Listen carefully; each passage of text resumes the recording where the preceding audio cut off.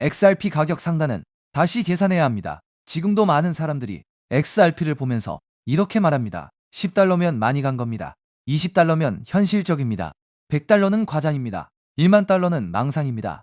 그런데 저는 이런 반응 자체가 XRP를 여전히 과거 방식으로만 보고 있다는 증거라고 봅니다. 왜냐하면 지금부터 XRP 가격을 결정하는 건 예전처럼 단순 시총 계산이나 과거 알트장 감각이 아니기 때문입니다. 지금부터는 브릿지 역할, 공급 감소, 수요 폭증, 제도 전환, 실제 금융 사용처가 가격을 다시 쓰기 시작합니다. 이게 핵심입니다. 많은 사람들이 XRP 가격 이야기가 나오면 항상 시장 가치부터 꺼냅니다. 그 가격이면 시총이 얼마인데 말이겠니까? 그건 불가능합니다. 현실적으로는 안 됩니다. 그런데 이 질문은 애초에 출발점부터 잘못됐습니다. 왜냐하면 XRP는 그냥 시총놀이하는 자산이 아니기 때문입니다. XRP는 무언가를 대신 설명하는 자산이 아니라 실제로 움직여야 하는 자산입니다. 가치를 이동시킵니다. 국가 간 브릿지 역할을 맡습니다. CBDC를 연결합니다. 스테이블 코인을 연결합니다. 토큰화된 자산을 옮깁니다. 정산과 유동성을 담당합니다. 즉, 이 자산은 그냥 가격이 얼마까지 갈까로 볼 게 아니라 얼마의 가치를 처리하게 되느냐로 봐야 합니다. 이 관점으로 들어가면 질문 자체가 바뀝니다. 그 가격이 가능합니까? 가 아니라 그 역할을 하려면 그 가격이 낮을 수 있습니까? 가 됩니다.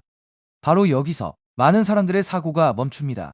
예를 들어 10달러, 20달러 이야기부터 보겠습니다. 지금도 어떤 사람들은 그 정도면 만족한다고 합니다. 그 정도면 현실적이라고 합니다. 그 이상은 욕심이라고 합니다. 그런데 저는 그 숫자들이 너무 작다고 봅니다. 왜냐하면 지금 XRP를 그냥 가격 반등 자산처럼 보기 때문입니다.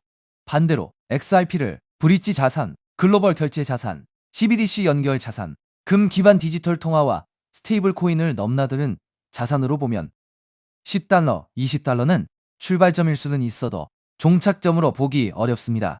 그리고 여기서 100달러 이야기가 나옵니다. 많은 사람들은 100달러도 말이 안 된다고 합니다. 그런데 저는 100달러를 막연한 숫자로 보지 않습니다.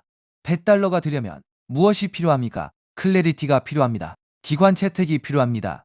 ETF 유입이 필요합니다. 유통량 감소가 필요합니다. 토큰화 가속이 필요합니다. 수요가 공급을 밀어붙이는 구조가 필요합니다. 즉, 100달러는 하늘에서 떨어지는 숫자가 아닙니다.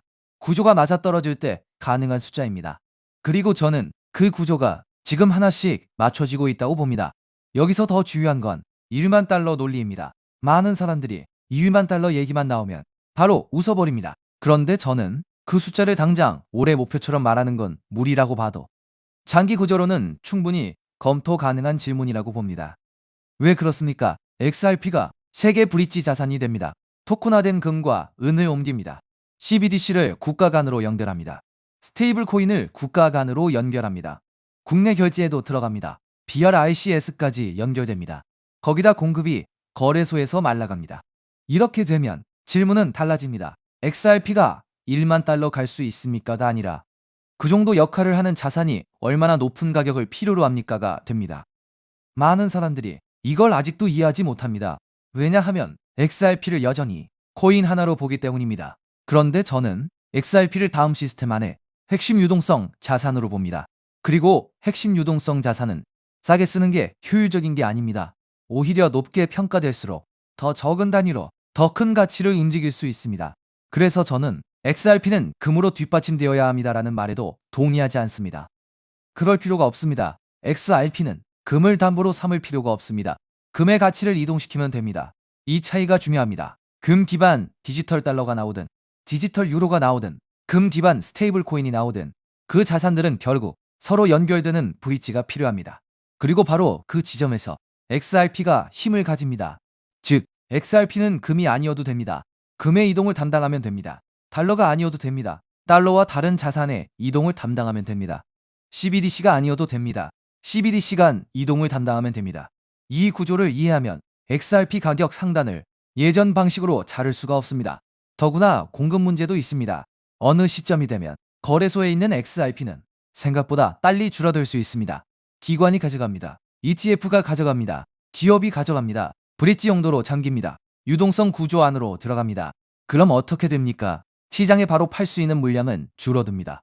그 상태에서 수요가 붙으면 가격은 위로 갑니다. 이건 감정이 아닙니다. 구조입니다. 많은 사람들이 아직도 XRP 가격 상단을 시총, 감정, 과거 차트로만 재단합니다.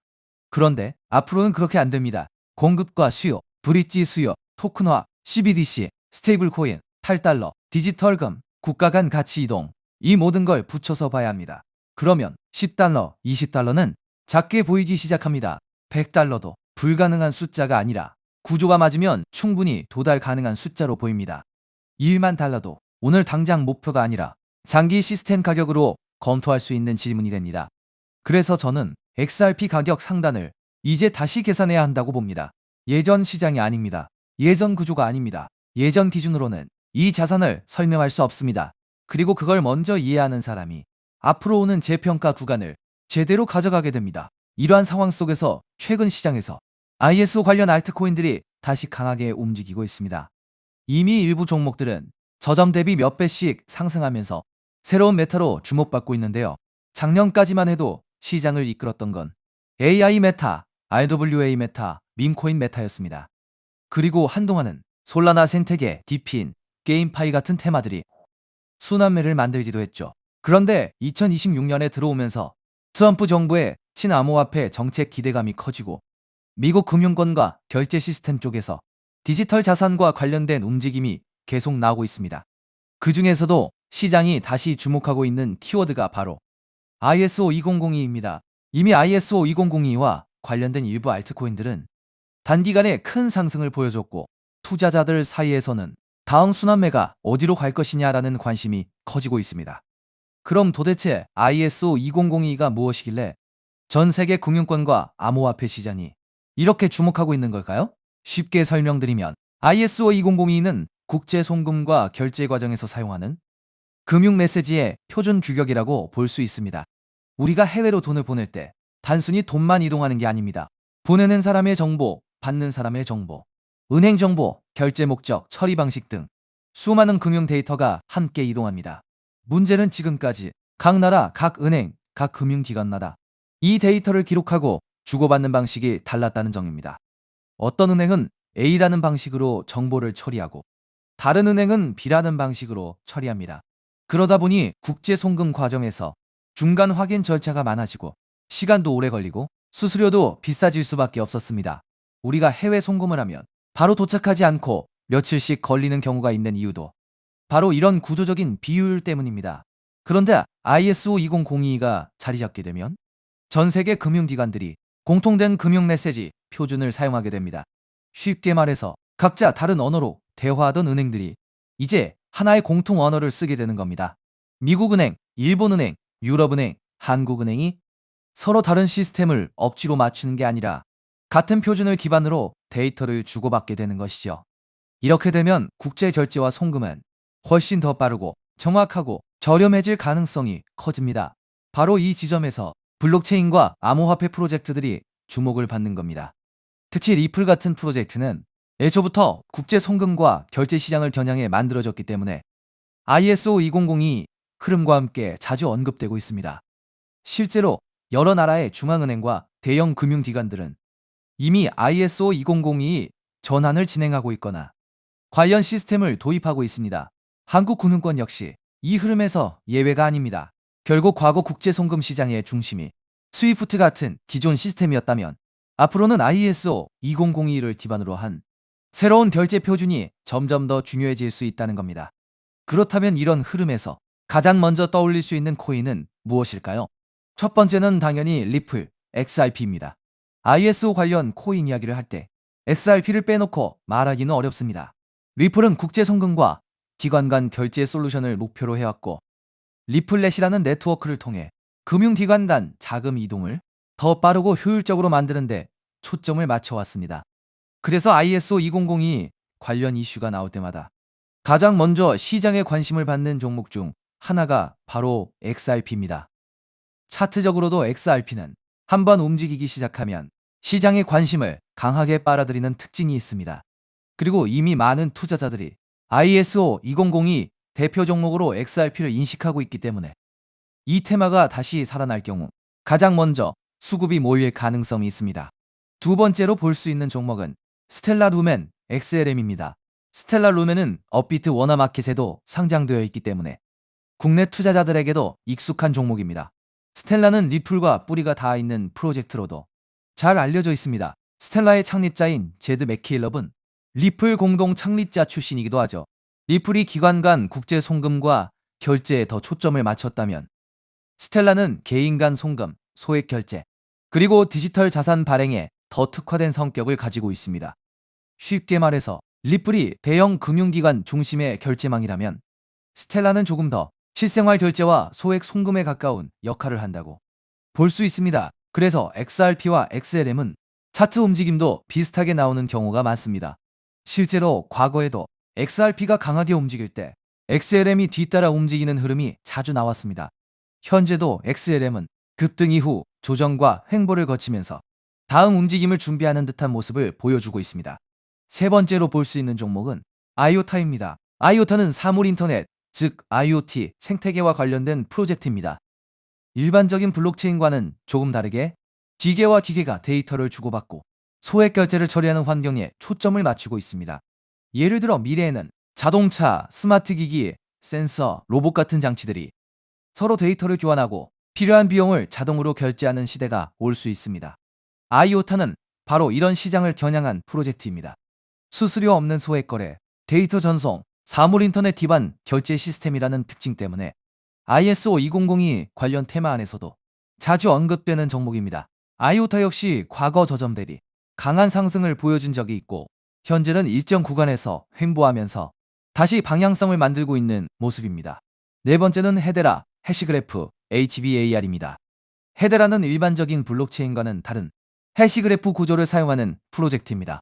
빠른 처리 속도, 낮은 수수료, 높은 확장성, 그리고 기업용 네트워크에 적합한 구조를 강점으로 내세우고 있습니다.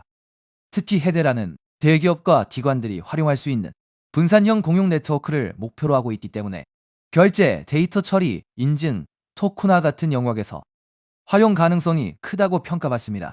과거에도 HBAR는 ISO 관련 기대감과 함께 단기간에 매우 강한 상승률을 보여준 적이 있습니다. 다만 이미 크게 오른 구간에서는 추격 매수가 부담스러울 수 있기 때문에 항상 차트 위치와 리스크 관리는 중요합니다. 여기까지가 대부분의 투자자들이 알고 있는 대표적인 ISO 관련 코인들입니다. 리플, 스텔라, 아이오타, 헤데라.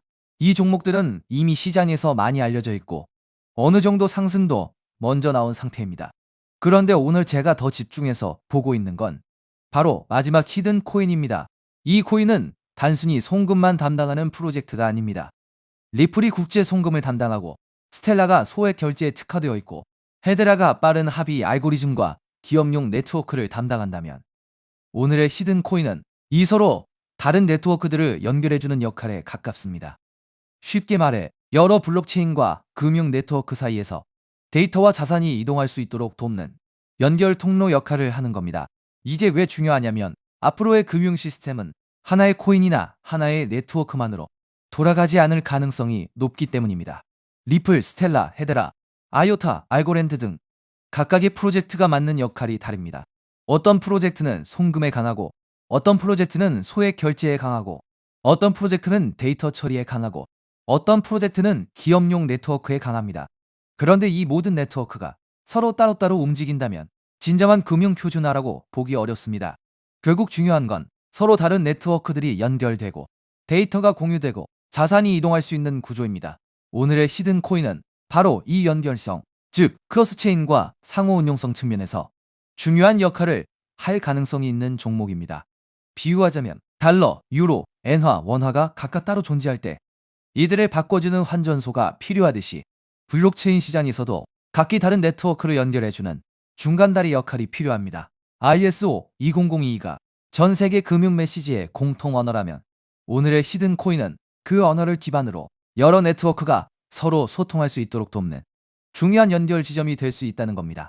제가 이 종목을 더 흥미롭게 보는 이유는 이미 많이 오른 ISO 관련 종목들과 비교했을 때 상승률이 상대적으로 낮다는 점입니다.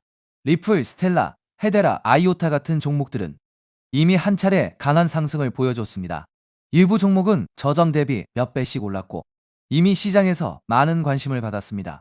반면 오늘의 히든 코인은 같은 ISO 관련 테마 안에 있으면서도 아직 상승률이 비교적 낮은 편입니다. 오늘의 이 히든 코인은 ISO 2002에 등록된 코인 중 상승률이 작년 11월 대비 98%밖에 안 올랐는데요.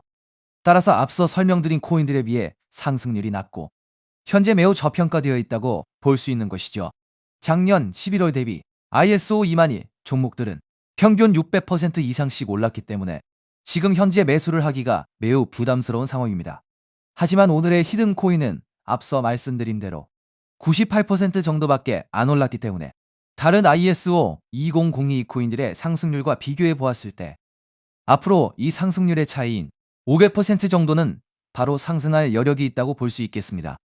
그리고 현재 거래량이 매우 줄어들고 있고 보시는 것과 같이 박스권 구간에 있기 때문에 패지를 개미털기가 어느 정도 완료되었다고 볼 수 있으며 지금 조금씩 거래량을 올려가고 있기 때문에 오늘 또는 내일 정도면 이 박스권 상단을 돌파 후 500% 정도의 상승세가 예상이 되는 자리라고 볼 수 있습니다. 항상 코인 시장은 변동성이 크고 테마가 살아나더라도 종목별로 움직임은 다르게 나올 수 있습니다. 하지만 지금처럼 ISO 2002 국제송금 결제 표준, 크로스체인, 상호 운용성 같은 키워드가 다시 시장에서 관심을 받는 구간이라면 이 히든 코인은 충분히 체크해 볼 만한 가치가 있다고 보고 있습니다. 특히 차트상으로도 거래량이 한동안 줄어들면서 박스권 안에서 에너지를 모으는 모습이 보이고 있고 이후 거래량이 다시 붙으면서 상단을 돌파하는 흐름이 나온다면 시장 관심이 빠르게 몰릴 가능성도 있습니다. 중요한 건 이미 크게 오른 종목을 뒤늦게 따라가는 것보다 아직 시장이 완전히 주목하기 전에 가능성 있는 종목을 미리 공부해 두는 것입니다. 그래서 오늘은 대부분의 사람들이 알고 있는 XRP, XLM, IOTA, HBAR가 아니라 그 뒤에 숨어있는 ISO 관련 핵심 히든 코인을 따로 정리해 드리려고 합니다. 이 코인은 국제 송금 시장에서 단순한 결제 역할을 넘어 여러 네트워크를 연결하고 데이터와 자산의 이동을 돕는 중요한 인프라 역할을 할 가능성이 있습니다. 그리고 개인적으로는 아직 시장에서 충분히 재평가받지 못한 구간이라고 보고 있습니다. 오늘 말씀드린 ISO 2002 핵심 히든 코인의 종목명이 궁금하신 분들은 영상 아래 더보기란에 있는 구글 폼 링크를 확인해 주세요. 구글 폼을 제출해 주시면 제가 즉시 확인한 후 제가 오늘 영상에서 설명드린 ISO 생태계 안에서 크로스체인 연결과 환전소 역할을 할 수 있는 히든코인 종목명을 정리해서 안내드리겠습니다. 단순히 종목명만 던져드리는 것이 아니라 왜 이 종목을 보고 있는지, 어떤 역할을 하는지, 현재 어떤 구간을 체크해야 하는지도 함께 확인하실 수 있도록 정리해두겠습니다. 제가 선착순 100분까지만 정보를 공유드리려고 하는데 어제부로 이미 62명이 신청하셔서 정보를 받아갔습니다.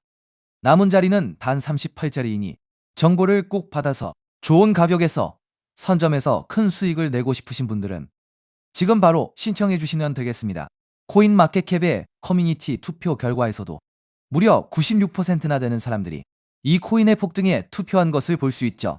리플 XRP의 성장과 함께 수백, 수천 배 동반 성장할 이 코인 정보를 저희 구독자 여러분들께만 무료로 공유해 드리려고 합니다. 딱 10만 원이면 됩니다. 많은 돈도 필요 없습니다. 단 10만 원만 묻어두셔도 올해 인생의 방향을 바꿀 수 있는 코인입니다. 그런데 왜 지금 이 자리에서 이름을 바로 공개하지 않느냐고요? 이유는 단순합니다. 유튜브에서 이름이 공개되는 순간 세력들이 바로 움직입니다. 가격을 흔들고 판을 뒤집습니다. 그리고 뉴스가 나오고 사람들이 몰리기 시작하면 그때는 이미 늦습니다. 이 시장은 정보가 퍼진 뒤에 사는 사람이 아니라 퍼지기 전에 움직인 사람이 가져가는 구조입니다. 결국 선점이 전부입니다. 이건 단순히 좋은 코인을 찾는 문제가 아닙니다. 지금 시장에서 2026년을 버티기 위한 필수 선택에 가깝습니다. 최근 시장 하락으로 원금 손실이 컸던 분들 많으시죠? 이 코인은 그런 분들도 한 번에 만회할 수 있는 가능성이 있는 구간에 있습니다. 그래서 저는 아무에게나 공개하지 않습니다. 저를 믿고 설문에 참여해주시는 구독자분들께만 이 히든 코인의 이름, 진입 구간, 그리고 목표 가격까지 모두 공유드리겠습니다. 당연히 저는 10원도 요구하지 않고 무료로 우리 구독자분들께만 공유해 드릴 겁니다. 왜 돈도 안 받고 이런 정보를 알려주냐고 하시면 제 유튜브 채널 좀 튀어보고 싶어서가 다여서 구독과 좋아요 한 번씩만 부탁드리겠습니다. 방법은 간단합니다. 제가 아래 설명란에 구글 폼 링크 하나를 달아놓겠습니다. 이 링크는 여기 설명 보기를 클릭하시면 볼 수가 있는데요. 이 구글 폼 링크를 눌러보시면 이러한 창이 뜰 겁니다. 그러면 여기 구독자께만 드려요에 체크를 해주신 다음 히든 코인 정보를 공유받으실 연락처를 자세히 적어주신 다음에 여기에 있는 제출을 눌러주시면 저에게 이 구글 폼이 날아오게 됩니다. 그러면 제가 이 구글 폼을 확인하자마자 적어주신 연락처로 연락드려서 제가 구독자인지 확인만 간단히 빠르게 한 다음 아까 말씀드린 히든 코인 정보를 바로 공유해 드리도록 하겠습니다. 이 코인이 아마 2026년에 졸업 코인으로 이름을 올리게 될 수도 있을 겁니다. 최근 원금 손실이 컸던 분들도 한 번에 만회하고도 남을 수 있으니 최대한 서둘러 준비하셔서 제대로 된 수익을 만들어 보셨으면 합니다. 우리 구독자 여러분 힘내시고 긴 영상 끝까지 시청해 주셔서 감사드리며 마지막으로 구독과 좋아요 한 번씩 부탁드리면서 마무리하겠습니다. 끝까지 시청해 주셔서 감사합니다.